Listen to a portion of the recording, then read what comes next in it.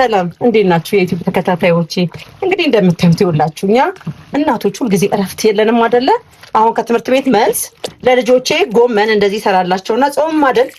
ስለዚህ ጎመንን በቀላል ዘዴ እንዴት ጠብስ አድርጌ እንደምሰራና እንደማበላቸው አሳያቸዋለሁ። ከትምህርት ቤት ትንሹ ልጄን ገና ይዤው እየገባሁ እገኛለሁ አሁን ላይ። ከዛ እንግዲህ እሱ በዛ ሁኔ ቤት ስራው እየሰራ ነው። እኔ ደግሞ እናቱ በፍጥነት እንደዚህ አይነት ቆንጆዬ ጎመን ክትፍ አድርጌ ቀድሜ ስላልገባው ነው ካሜራ ስላልከፈትኩ ነው እንጂ እያንዳንዱን ነገር ግን አራግፌዋለሁ። ምክንያቱም ጎመን በጣም ጥንቃቄ ይፈልጋል። በደንብ አድርጋችሁ ማራገፍ አለባችሁ። ከዛ ካራገፋችሁ በኋላ እንደዚህ አድርጋችሁ ጥብ ታረጉታላችሁ። ከጥፌ ሳጥብ ነው ደስ የሚለኝ፣ ምክንያቱም መጀመሪያ ላይ ስለተራገፈ ብዙ አፈራ በቃ እኔ አልፈራም። እና እንደዚህ አድርጌ ጎመን ጥብስ አድርጌ ለልጆች አበላቸዋለሁ። ጾም ስለገባ ምን እናብላቸው? ልጆቻችን እየጾሙ ነው አሁን ላይ። ዳቦ በቸኮሌት እንዳንቀባላቸው ጾም ነው፣ ወተት በዳቦ እንዳይበሉ ጾም ነው የምትሉ እናቶች በስታቸዋል። ስለዚህ ጾም ደግሞ በራሱ ትልቅ በረከት ይዞ የሚመጣልን ነገር ስለሆነ አትፉ። እንደዚህ አትክልቶችን፣ አረንጓዴ ነገሮችን ለልጆቻችሁ መግቧቸው። በጣም ቆንጆ ነው፣ በጣም ጥሩ ይሆናል፣ ለነሱም ተስማሚ ነው። በአሁኑ ሰዓት መቀንጨር የሚባል ነገር የሚመጣው እኮ በጣም ቀለል ያለውን ነገር ይሄ አረንጓዴ ጎመን ስለማንመገብ ነው እንጂ እንሞክራለን።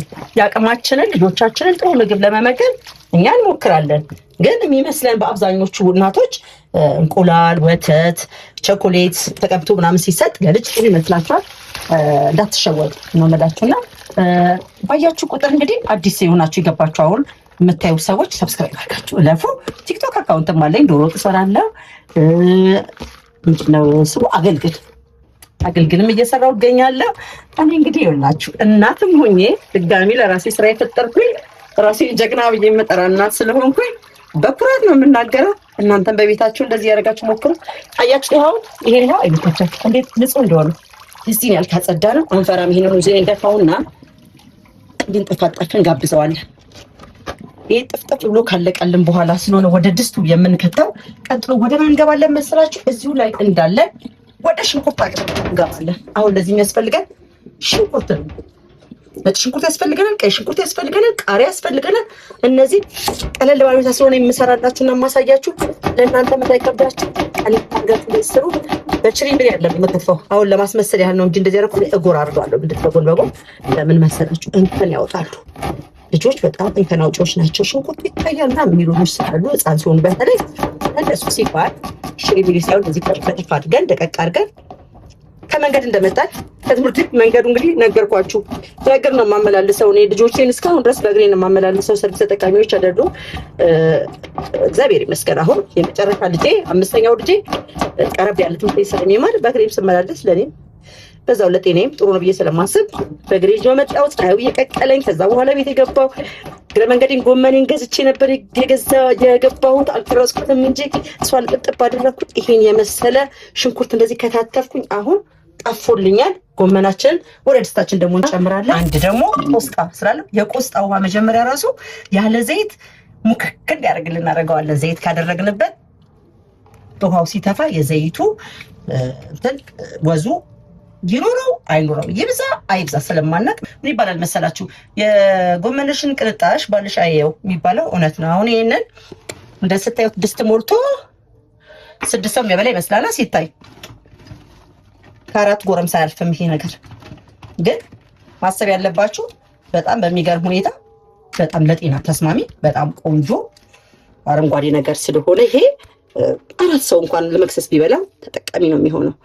ምክንያቱም አትክልት ነው ሁልጊዜ እንደዚህ አድርገን ሁሌም ማሳያችሁ ቤቴ ውስጥ እንደምሰራው ነው። እንግዲህ እኔ ፕሮቶኮል ጠብቄ እንትን አድርጉ አላችሁ። ባላችሁ ነገር መጠቀም ግን እንዳለባችሁ ስለማመን ባላችሁ ነገር ተጠቀሙ። አሁን ድስታችንን እንከድናለን። ራሱ ሙክክ አድርጉ በእንፋሎቱ ያበስለዋል። አሁን ከፍተው አያችሁት? ያ የሞላው እችን አክሎ ቁጭ። ከዛ እኔ ምን እናደርገዋለሁ መሰላችሁ? ይሄንን ከስር ውሃ ያዘው እንዲነካካ እዚህ አድርገን ውስጡን ነካ ስናደርገው የቆስጣ ውሃ ነው። እንግዲህ ሁላችሁ እንደዚህ አድርጋችሁ ወደ ውስጥ ገፋ ስታደርጉት የበሰለው ካልበሰለው ጋር ውሃው ራሱ እንደ እስቲም ሆኖ እንዲያበስልላችሁ ይጠቅማቸዋል። ለዛ ነው ዘይት የማይጨመረው። ዘይት ከተጨመረበት አጉል ዘይቱን መጉዳት ነው የሚሆነው እንጂ ብዙ ልዩነት አያመጣም። ሽንኩርት አይደረግ እዚህ ላይ ነጭ ሽንኩርት አይደረግ ምን አይደረግ፣ ጎመናችሁ ብቻ ጥብ አድርጋችሁ በጋለ ብረት ድስታችሁ ላይ ቁጭ ስታደርጉት የራሱ የቆስጣ ውሃ እንደዚህ እንፋሎቱን እያወጣላችሁ ይሄዳል። እንደምታዩት ይኸውላችሁ ቀይ ሽንኩርቴ አንድ ራስ አረግ አይታችሁኛል። አንድ ራስ ተለቅ ያለን ያደረኩት። ነጭ ሽንኩርቴ በጣም ትንሽ ናት። ነጭ ሽንኩርት ደግሞ ግድ ነው። በቃ የምግብ አውራው ነጭ ሽንኩርታችን ነው። አለበለዚያ ነጭ ሽንኩርት ከሌለው ብዙ ስለማይት ነጭ ሽንኩርት ግዴታ ነው ማድረግ። ነጭ ሽንኩርታችን እንደዚህ ድቅቅ አድርገን እንከትፈዋለን። ቤታችሁ ውስጥ የተፈጨ የተዘጋጀ ካላችሁ ብትጠቀሙ ጥሩ ነው። እኔ ግን ይሄ ፈጭቶ ፍሪጅ ውስጥ ማስቀመጥ የሆነ ፕሮግራም ሲኖር ትልቅ ስራ ሲኖር ምናምን ነው እንጂ የምመክረው ሂደታችን እንደዚህ ብንሰራ የተሻለ ነው ብዬ ነው እኔ የማምነው። ምክንያቱም ምንም ሳይሆን ፍሪጅ ውስጥ ሳይገባ ቴሱ ተስተካክሎ ይመጣልናል እንደዚህ ሆኖ ማለት ነው። ቤት ያፈራውን ደስ ብሏቸው ጤናውን የጠበቀ ንጹህ ነገር ይመገባሉ።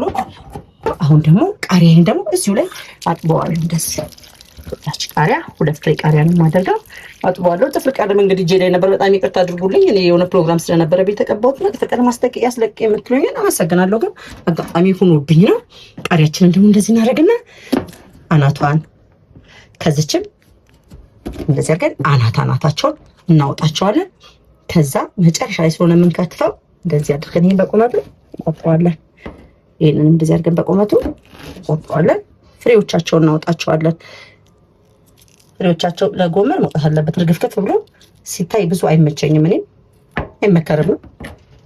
ፍሬዎቹን አወጣና ልክ ጎመኑ ከጨረስኩ በኋላ ከላይ ነው ለሽታ ያለው ቁጭ ማድረገው እንጂ የሚያቃጥል ቃሪያ ሲሆን በተለይ ጎመኑ ላይ ራሱ ሲነካካ ጎመኑ ያቃጥላቸውና ከንቱ ከሚያደርግብኝ እኔ ፍሬ አልጠቅም። እንደዚህ አውጣዋለሁ። እኔ ይሄንን እስከምሰራ ምን እንደሆነ ታውቃላችሁ? አሁን ስቶቬ ስራ ላይ ነው፣ እኔም ስራ ላይ ነኝ፣ ስቶቭም ስራ ላይ ነው።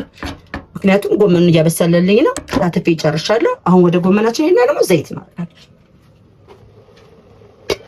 ዋው አያችሁት እንዴት መጥተሙ እንደገባ ውሃው ይታያችኋል። መቼም እንደዚህ አድርጌ ላሳያችሁ።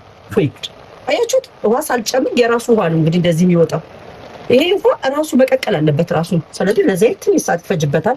አሁንም እጠብቀዋለሁ ውሃው እስኪያልቅ አልቸኩልም። ምክንያቱም ቪዲዮ ይረዝማል እንደዚህ እንጂ ልክ መጦ ሲጨርስ ይሄን ውሃ መልሼ ስለማሳያችሁ ትንሽ ሰዓት ይጠብቃል። አሁን ለመጨረሻ ጊዜ እናየዋለን። አያችሁት? ራሱ ውሃው መጦት በቃ ወይ ሲያቃጥል ልነግራችሁ አልችልም። እግዚአብሔር እንዴት እንደሚያቃጥል እንፋሎቱ እኮ ካሜራውም እንዳይጎዳ ብዬ ነው እንደዚህ ማድረገው። አሁን እዚህ ላይ ዘይታችንን እንጨምራለን። ዘይት እንደምታውቁት በጣም ተወዷል። ይኸውላችሁ ዘይት አያችሁት እንዴት እንደተወደደ ዘይት ብቻ በቁጠባ ነው የምንጠቀመው ዘይታችንን።